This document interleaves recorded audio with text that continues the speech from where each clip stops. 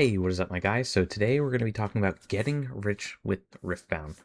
The premise of this is not so much going to be analytical and a whole lot of numbers, but this is the realistic discipline of getting rich doing something like this. This doesn't just relate to Riftbound, but this also relates to investing in other TCGs, even if you're doing something like a collectible as well. There is this long term mentality you need to do and have for something like this, and the things that you're focusing on when doing this. So, we're going to talk through that today, and we're going to see about how this can help navigate the markets for you, and some of the decision making you guys do making going forward. So, the first thing I do want to start with is prioritizing your investment paths. Your income is the most important thing when it comes to getting rich or wealthy. If you can invest in yourself, getting a certificate. So I am in hardware engineering field. I can go out and I can get certificates and become a systems level engineer and increase my pay by another $15,000 to $20,000 a year. For me, that's a $15,000 to $20,000 more I could be making a year, instead of trying to extract $15,000 to $20,000 more from my investments. It's a way bigger compounding movement that I can do that's pretty sudden. And that goes for a lot of fields. Or maybe you're in a field that doesn't pay well. You should be focusing more on that. Second, make sure your foundations are set. I want to make sure your 401k, your HSA, make sure all of those things are concrete, making sure you have emergency savings. The collectibles should come second. The last is, like I said, this is just a small slice of what you should be doing. Don't play with house money. Don't play with money you don't have. Don't be putting this on credit cards. This is something you need to focus on when doing this. I know that when I make these videos and everything, I am very much talking to a very niche select group of people. This is not information that's for everyone. This is people who have enough money where this is something they can do.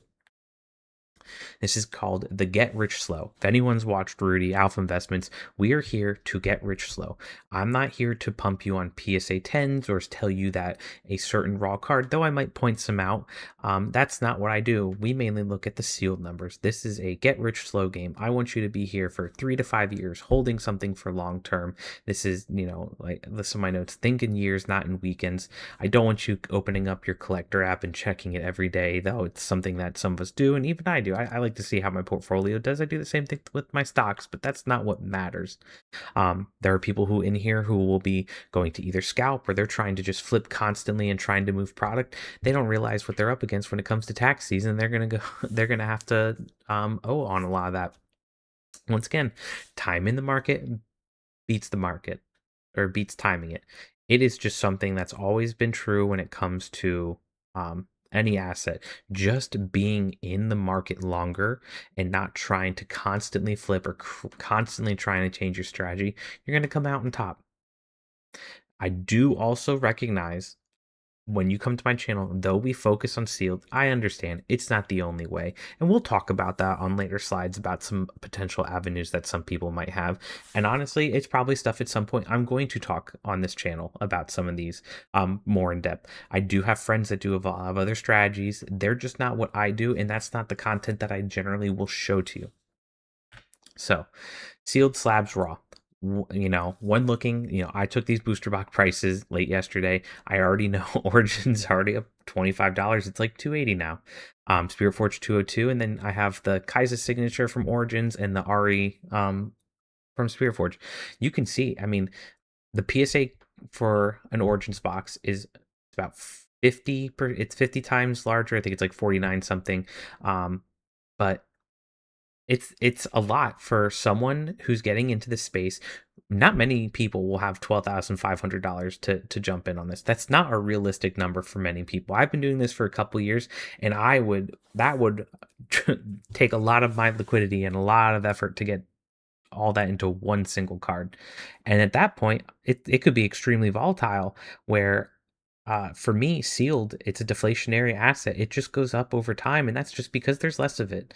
And I'll talk a little bit more in depth on that. But There's just a lot more reasons of why I like sealed over all of these other things, just the price and everything. And this is just some of the recommendations I can give to you guys, because some of you are new, some of you are just starting. When you don't have the initial funding, those raw and PSA 10 prices are outlandish. You can't afford those when you're just starting out, unless you have a decent liquidity from some other asset that you're pulling from. So maybe just collecting one booster box at a time.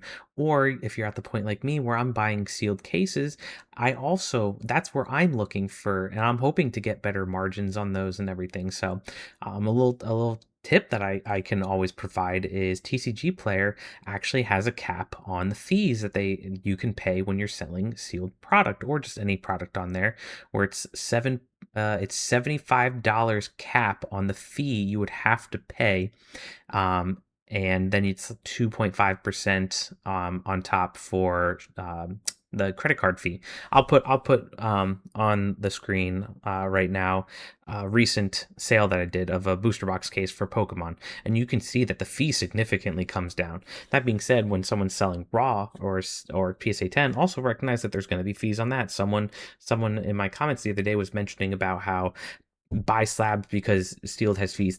The fees still apply when it comes to that. When I'm selling to a vendor, he's not buying it at full comp price. He's going to take his comp off it. If I'm selling on eBay, which by the way, if you do not sell your PSA 10s on eBay, go through a consignment service. You get way better rates. These are just, once again, tips and everything from being in the market. Don't sell yourself. You're not going to be a market maker. Let another consignment service do it for you. You're also going to pay fees that way, significantly less, but it's just one of those things. Fees are inevitable. Paying tax is inevitable. If people love the saying "cash is king," it is. It's one of those ways that people will dodge stuff, but at the same point, being an honest business is the best case scenario for you. So, um, I prefer it. It's a cheaper way to get in on the market, and it allows me to get higher volume, so I can take part of it out later in the future and sell it. I can't just split a Kaiser signature in half and then sell that. Another thing is Origin Booster Box. I would be hard pressed to say this will hit $1,000 within the next 2 years, assuming they stop reprinting. Okay, that's a 4x on an Origins booster box. Do I think Kaisa is going to 4x and go to, what is that, $50,000 in 4 years? Or in the same time frame? Maybe, maybe not. I have a hard time believing that a single PSA 10 card from the set's going to hit 50K in the same time frame that Origins is going to hit $1,000. So at that point, I can shave off part of my position. Kaisa, once again, it's a single card. You can't shave it. So it's just sell it or maybe break it down into smaller slabs. But at that point, you're still going to be taking a price cut on it, because that's just how that nature works when it comes to like that. Unless you're a vendor. If you're a vendor, you get to call the shots at your table. People will give you what they're going to give you. So I just want that to be known, where it's just looking at this, from a larger time frame. I see the sealed going up more than the signature cards. There will come points where that's not true. You'll see larger jumps up in the signature cards. I think that's especially true in the beginning of a set, until it finds these very extended price points. I'd be hard pressed to say that these are a little overinflated, but once again, I'm just one person. I'm not the market, so it is what it is with that. Why does sealed depreciate?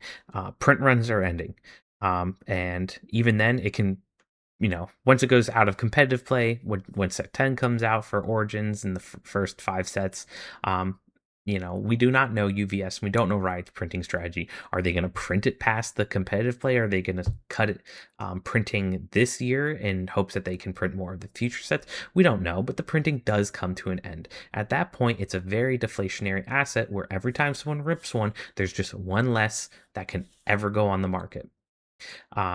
And if you want more PSA 10 cards, it's only going to come from newly ripped packs, unless someone's just got a great binder copy. So PSA 10 populations will always, almost always increase over time. It'll come to a soft cap. But if people want more, they're going to have to rip more. So and with the print quality of Riftbound, it's inevitable that people are going to rip products and try to get more in the future. It would be far fetched to not think that there's not going to be these big breaks where someone's ripping a $5,000 Origin booster box and trying to get the, at that point, $50,000 Kaisa or Ari card. Like that's what happens in Pokemon right now. I've seen it in One Piece. It's almost inevitable. Collector booster boxes for Magic, same way. People are still trying to rip for those serialized cards. So it's just a possibility that can happen. Another thing is because this game is so early and the player base is still growing, these early sets are going to get printed less than maybe set 10 and 11 will, in the future. And there's just going to be people looking backwards trying to get these sets as they're entering it. So these types of products are only going to stand the test of time. The early ones generally do. I mean, you see it with Pokemon. So, what's my strategy? Like I said, I buy cases. I will buy a case at least of every set. Um, I would be lying to you if I said I didn't focus on the stronger ones. As Rudy would say, your King Dinglings in this case. These are your top sets. These are the cream of the crop for me right now. That's Spirit Forged and Origins. Those are the two I'm focusing a lot of attention in. But that doesn't mean I'm ignoring Unleashed and Vendetta. When I saw Unleashed drop to $110, of course I scooped up another case because at that point the upside potential for me was great. And so I'm like I said, I bought a case for $600. Now it's what, $170. I'm up 70% on my case in 3.5 months. Origins isn't doing that. Spear Forge isn't doing that. Yeah, sure, it can get a reprint. It still goes down to make what, maybe 130, 140 at that point by the time those reprints get here, and I'm still well into the green. So I might even look and be like, well, I can buy another case at 130 and it goes up to 170, but once again, I'm setting money aside every month, just like a normal investment, and I'm able to do this. I'm able to be patient, have liquidity, buy the dips, and I can hold this for the long time. That being said, I do recognize as things go up, say I have, this isn't a real number, say I have 10 cases of Origins, it's doubled in price to 500. I would probably sell two of those cases, take $3,000 a piece, and reinvest it back into the newer set when it's at its MSRP. And I can see great growth with that. If this Legacy or Radiance comes out and it just looks like an amazing set, that would be a good time. Take profits on one, put it into another amazing investment, and then let it go. But the big thing is let your runners run at a certain point. You can't just say both in 5 years from now, Unleashed and Origins both 5x'd from their current point.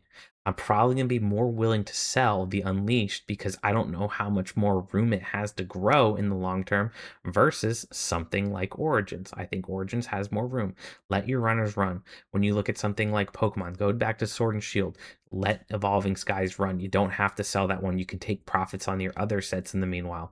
When it comes to the Scarlet and Violet era, look at Destined Rivals. I mean, we're getting a massive reprint right now, so scoop up that reprint while you can. But I'm not selling it. I'm buying. I'm buying another into the reprint. I'm buying PFL. I'm buying a lot of these sets. So it's just one of those things. Let your runners run. Don't try to sell those off too quick. Now, once again, I want to say this, there are other strategies, and some of them almost they skew away from the investment strategy and move towards more a job. And for me, investing is supposed to be low effort, low time. Things like bulk is such a great entry point for someone, but it takes a lot of your time where it turns into a job. Card grading, going to all these conventions on the weekend, spending time learning which cards you want and good prices, you can do that. Once again, there's time and effort that goes into it. Now, this one might be a lot more fun because you get to go and enjoy and going to conventions and everything, but this starts airing on a side job. There's things like slab investing, raw investing. Though it's not so much of a thing in Riftbound yet, I wouldn't be shocked if there's set completions. You'll see people trying to master set everything and sell them. They'll just go pick up the scraps and put it together and take the premium. And then the last one would be your breaks. This would be your whatnots, your live stream breaks and all the ribbon ships and everything. Once again, this isn't so much investing at this point to me. This is a job. And when it comes to slab investing, some people actually just buy the raw slabs and sit on them, and they'll do great. They'll buy multiples of the ones, they'll maybe buy multiples of the Kaiser, but the entry fee for that for most people just is impossible to get into that sector. So maybe there's tiers of this when you want to go to your levels of investors. Maybe slab investing is the highest just because it's so expensive for anyone to really get into it. So the thing about sealed though, you got to protect it. You got to make sure it's safe. You got to log all your purchases, especially because once again, you're probably going to be doing this on a market where you're going to have to record it for tax reasons. You got to keep it, keep it climate. You don't want any rips. You don't want it too humid. You don't want it too dry, and things, the seals dry out and everything and rip. You're going to have to get insurance. You got to make sure that wherever you're storing it, there's no issues with there. People have it where there's leaks, or sometimes they'll have bugs or rats or something. I've seen that where they have it in cardboard boxes, put it up in their attic, and all of a sudden they found out a mouse chewed through the side and found a little home in it. So these are all issues. And the last one is, I don't think it's so much of an issue yet, but buying from real sources. You want to make sure that you're buying from a reliable seller and that you can trust it. Because from my perspective, I'm buying sealed cases. Someone could rip the packing tape off mine, fill it up with something dumb, and sell it to me. And I'm going to be honest, if I'm not opening it, I have no idea. So if I go sell it to the next person and they open, they're like, hey, it's G.I. Joe. Well, guess who's the one who's out of money? It's me. I can't go back to that seller 5 years earlier and be like, hey, you sold me something fake. So you got to know, you got to have trusted sources on that stuff. Especially if, once these boxes become really, really collectible value, the faking of that, it's going to happen. It's going to be inevitable. So trust your source. Takeaways for this: time horizon's huge. We're playing the long game. That's not to say you can't sell stuff. And meanwhile, when people bought 1,000 stock of Nvidia, they'd be dumb to not take some shares off the table and invest into other things, just putting it back into things that they know are also going to grow. Sealed, the supply, it only goes down. The chases do help as well. It helps the box value go up as long as the chases are solid, because cards are going to run out of competitive rotation at a certain point. They're not going to be viable forever. So you're really relying on the sealed to pull up the value of the booster box, and the slabs to pull up the booster box value. So um, I don't want you guys over investing into this, and I want you to guys have the patience, and I want you guys to be here for the long term. So this isn't supposed to be something where you just kind of just come in quick and make a ton of money. We're here to get rich slow. So like I said, that this video wasn't so much more about the numbers and breaking it all down. I think we just had to have an honest conversation about what it actually means to get rich in Riftbound and other TCGs. So with that, I appreciate all guys. Please like, comment how you guys are doing and everything, and also subscribe. It really helps the channel and everything. We're doing great. We're hitting 500 subs, so huge milestone. I didn't think I'd be here right now, but I really appreciate it. And peace out, guys.